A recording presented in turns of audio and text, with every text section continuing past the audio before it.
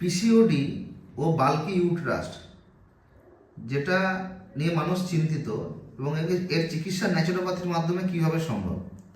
এই পিসিওডি এখন অল্প বয়সের মেয়েদের থেকে শুরু হয়ে যাচ্ছে।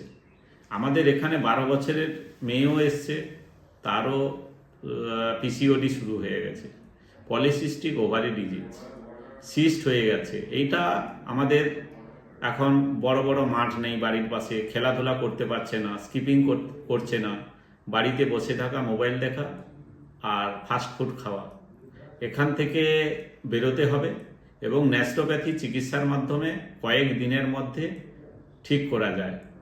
আর যেটা বললেন যে বাল্কি ইউটারাস, এটাও একটা প্রবলেম মেয়েদের ক্ষেত্রে।